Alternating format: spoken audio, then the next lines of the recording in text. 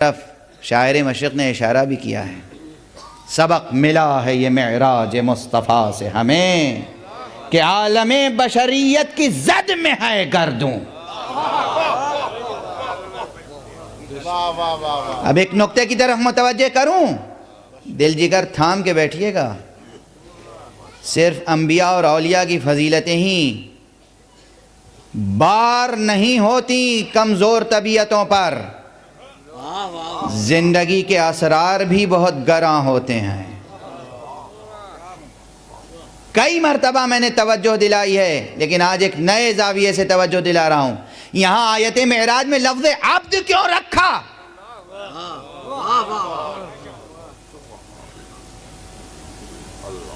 رسول خاتم النبیین ہیں۔ سبحان الذی اسری بخاتم النبیین لیلا من المسجد الحرام الى المسجد الاقصی۔ یہ نہیں ہے آیت، ورنہ ہوتا کہ یہ خاتم النبیین کا مرتبہ ہے۔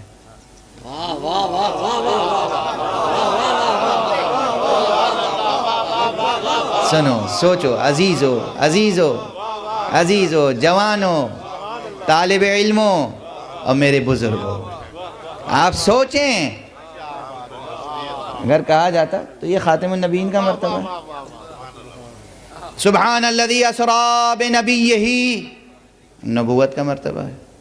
سبحان الذی اسری برسولہ، رسول۔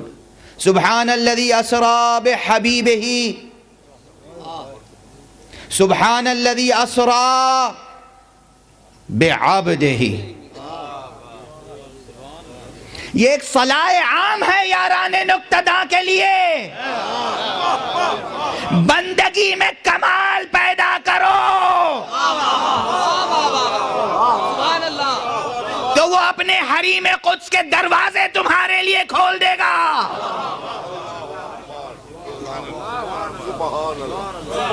اگر بندگی میں کمال پیدا ہو جائے تو پھر ایسی معراجیں بھی ہوتی ہیں جہاں براق کی ضرورت نہیں ہوتی۔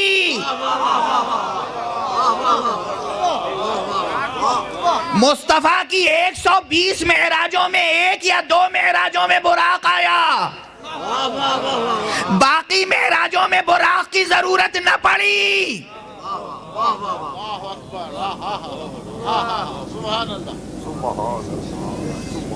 اور دیکھو معراج کے منزلوں پہ کون کون پہنچا ہے۔ بلندی، عروج، ارتقاء۔ نفسانیتوں سے اٹھو، ذہن سے تعصبات کو دور کرو، آئینہ دل کو جلا کرو۔ دیکھو وہاں تنہا رسول کی آواز نہیں ہے، حریم قدس الہی میں ایک آواز اور گونج رہی ہے۔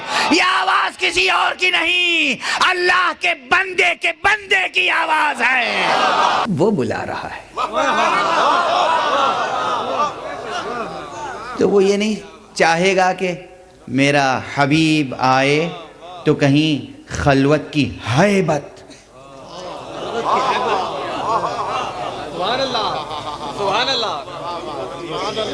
معراج کا مضمون اور موضوع ایسا خاطر انگیز ہے کہ بہت سے شعراء نے غزلوں میں بھی معراج کی طرف اشارہ کیا ہے۔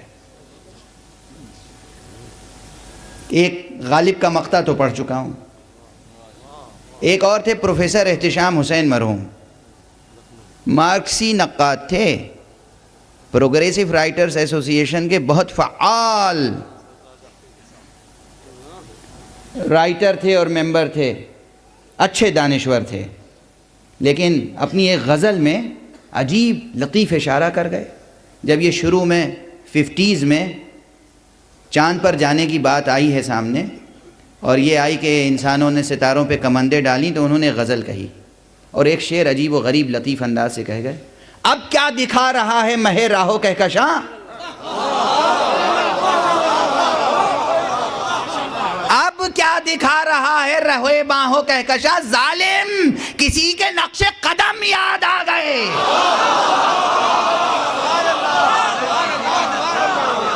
کیا کہنے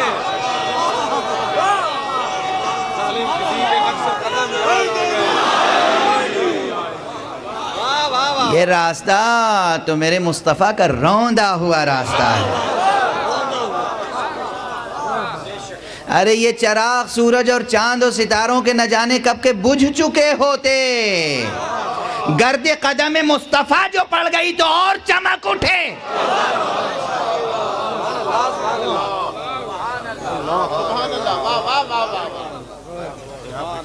اور وہاں تک جو پہنچے تو خلوت تو تھی، مگر کیسی خلوت تھی.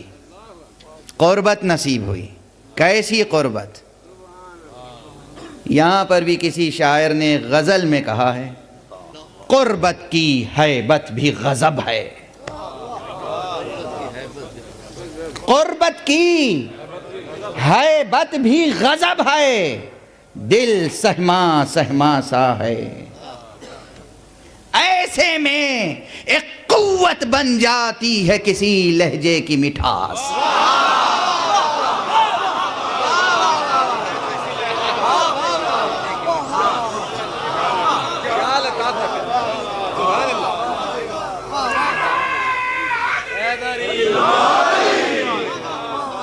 ایسے میں ایک قوت بن جاتی ہے کسی لہجے کی مٹھاس. گئے بلندیوں تک گئے، منازل سفر بہت ہیں، مراحل سفر بہت ہیں، مقامات سفر بہت ہیں. سب کا بیان ممکن نہیں ہے، مگر گئے وہاں تک. اور جب گئے اور واپس آئے، اب خلوت کی کچھ باتیں کل پہ چھوڑیں. واپس آئے، چونکہ ذکر آ گیا تھا اس لیے اسے پورا کر دوں.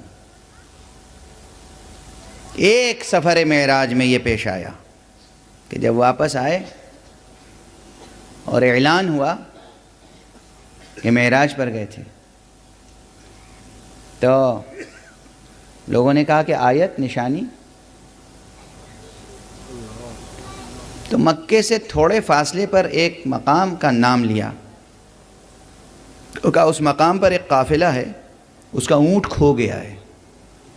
وہ لوگ اپنا اونٹ ڈھونڈ رہے ہیں. جب وہ آئیں گے تو پوچھ لینا کہ میں خبر صحیح دے رہا ہوں کہ نہیں.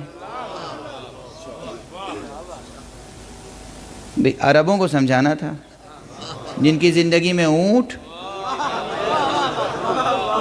صحرا،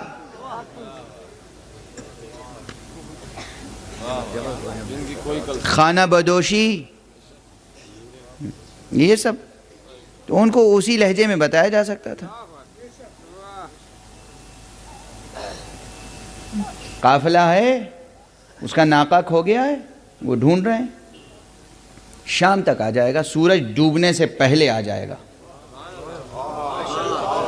حضور نے کہہ دیا سورج ڈوبنے سے پہلے آ جائے گا. اب پورا مکہ منتظر ہے، اور کہا اس طرف سے آئے گا. اب سب کی نظریں ادھر لگی ہوئی ہیں. سورج ڈوبنے کے قریب آ گیا، قافلہ نہیں پہنچا. حبیب خدا مطمئن ہے، صادق و امین پیغمبر مطمئن ہے. ممکن کیسے ہے کہ صداقت پہ حرف آ جائے؟ اسی دن ہمیشہ کے لیے سورج کا چراغ گل نہ ہو جاتا.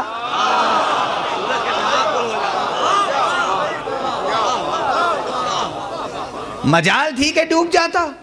حبیب خدا نے کہا تھا کہ سورج ڈوبنے سے پہلے قافلہ آئے گا. دیکھیں اٹھا کے تفصیلی روایتیں اٹھا کر دیکھیں. انسان العیون کیا لکھا ہے اس میں؟ کہ سورج ٹھہرا رہا اپنی منزل پر. دن لمبا ہو گیا، اس وقت تک نہیں ڈوبا جب تک کہ قافلہ مکے میں آ نہیں گیا.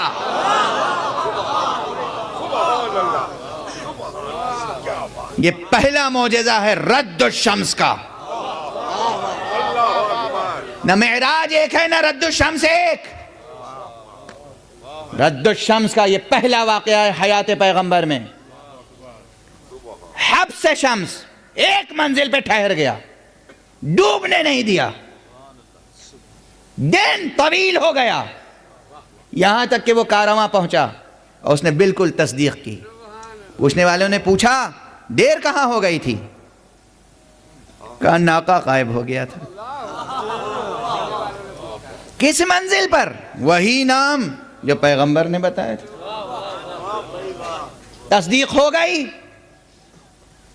اور اس طرح سفر معراج کے شروع میں شرح صدر کی روایت اور سفر معراج کے آخر میں رد الشمس کی روایت. اب بندے کا بندے کی فضیلتوں میں اشتراک دیکھو. معراج پر گئے تو لہجہ وہاں سنا، معراج سے آئے تو مصطفیٰ کے لیے رد شمس ہوا. اب کیسے پتا چلے کہ مصطفیٰ کے بعد مصطفیٰ جیسا بندہ کون ہے؟